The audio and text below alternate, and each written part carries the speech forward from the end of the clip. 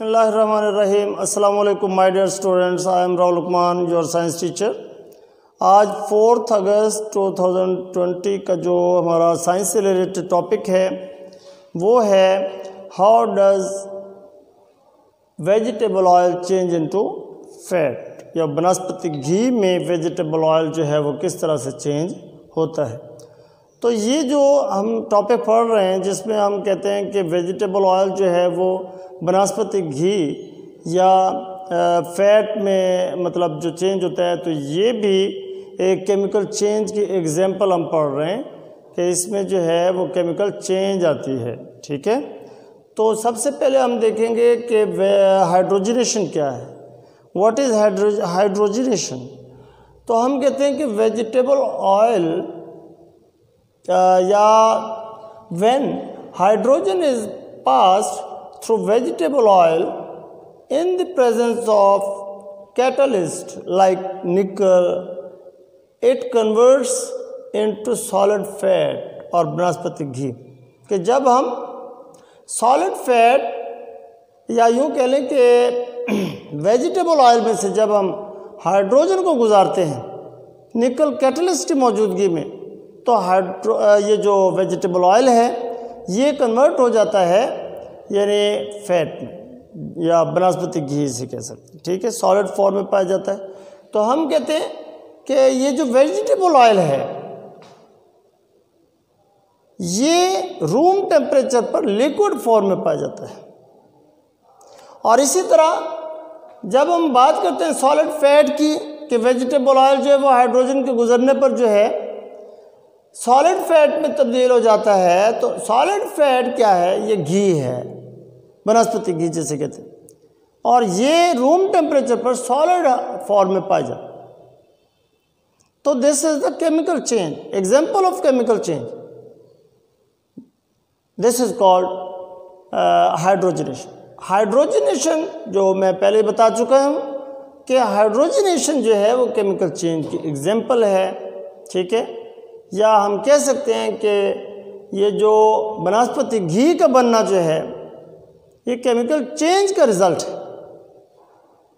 तो यहाँ पर इक्वेशन देखें, vegetable oil plus hydrogen in the presence of catalyst like nickel, वनस्पति घी इज फॉर्म।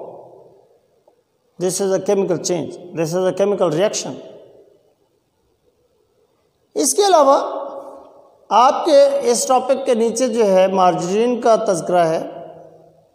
मार्जरीन क्या होता है कि मार्जरीन जो है mixture of hydrogenated vegetable oil and skimmed milk, इन दोनों का मिक्सचर जो है वो मार्जरीन कहलाता है।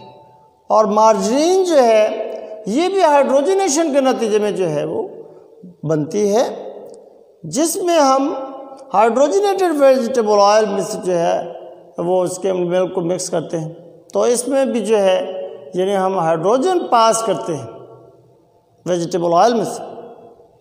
तो दिस इज द रिजल्ट, यानी formation of margarine is also due to the result of chemical change. इसके अलावा जो हमारा सेकंड टॉपिक है वो है प्लास्टिक। प्लास्टिक के बारे में वैसे आप जानते हैं कि प्लास्टिक के बर्तन आपने देखे होंगे, प्लास्टिक की चीज़ें आपने देखे होंगे, टॉयज़ वगैरह। ठीक है, तो ये प्लास्टिक क्या है, सबसे पहले हम कहते हैं अ plastic is any material that can be moulded into any other form, any form, कि ऐसा मटेरियल जिसे आप थोड़ा सा हीट करके जो है या स्ट्रांगली हीट करके आप जो है वो अपने रिक्वायर्ड यानी ज़रूरत के मुताबिक किसी भी शेप में आप उसे कन्वर्ट कर सकते, चेंज कर सकते, मोल्ड कर सकते हैं, जिसे मोड़ा जा सकता है। ठीक है, ऐसा मटेरियल जिसे थोड़ा हीट करके आप किसी भी फॉर्म में आप उसे मोल्ड कर सकें, that is called plastic. plastics are made up of smaller यानी molecules. प्लास्टिक एक लार्ज मॉलिक्यूल है जो कि स्मॉलर मॉलिक्यूल्स के कॉम्बिनेशन से बनता है, यानी plastics are made up of smaller molecules. These smaller molecules are called monomers. कि ये स्मॉलर मॉलिक्यूल्स जिनके आपस में कंबाइन होने से लार्जर मॉलिक्यूल यानी प्लास्टिक बनती है, वो स्मॉलर मॉलिक्यूल्स जो हैं मोनोमर्स कहलाते हैं। यानी monomers combine to form polymer. तो इस तरह हम कह सकते हैं कि प्लास्टिक्स जो हैं ये चूंकि लार्जर मॉलिक्यूल्स हैं, स्मॉलर मॉलिक्यूल्स के मिलने से बनते हैं। दूसरे अल्फाज में हम ये कह सकते हैं कि मोनोमर्स मिलकर पॉलीमर्स बनाते हैं, जैसे कि प्लास्टिक्स। तो पॉलीमर्स क्या है? How can we define polymers? तो हम कहते हैं कि long molecules made from smaller molecules, कि स्मॉलर मॉलिक्यूल्स के कंबाइन होने से जो है वो लार्जर मॉलिक्यूल्स बनते हैं, जैसा कि प्लास्टिक वगैरह। ये लार्ज मॉलिक्यूल्स जो हैं ये पॉलीमर्स कहलाते हैं। और इनके एग्जांपल्स हम दे सकते हैं यहाँ पर पॉलीमर्स की या प्लास्टिक्स की, कि पॉलीइथीन, इसके अलावा PVC, polyvinyl chloride, these are polymers. अब हम आते हैं प्लास्टिक्स के यूजेस की तरफ।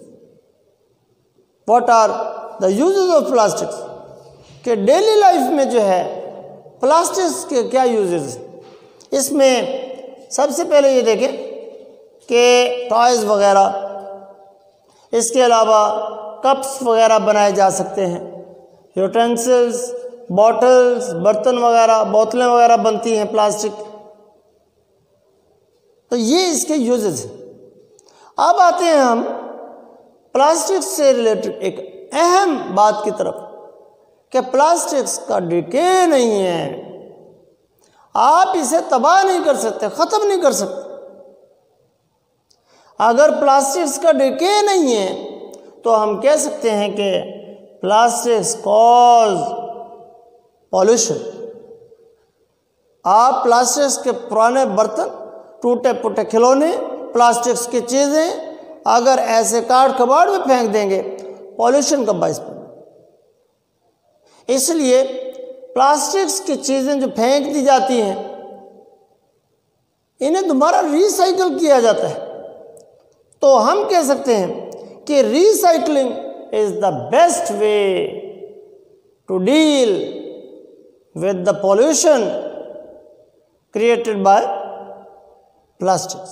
प्लास्टिक्स कॉज बाय प्लास्टिक्स, कि प्लास्टिक्स की वजह से जो फैलने वाली पॉल्यूशन है उसका बेहतरीन हल जो है वो रिसाइकलिंग है, जिसमें हम क्या करते हैं कि प्लास्टिक्स को यानी जो टूटे फूटे बर्तन प्लास्टिक्स के होते हैं, यूटेंसिल्स, टूटे फूटे खिलौने, इनको जो है रिसाइकल करके इनको नई फॉर्म में मोल्ड किया जा सकता है।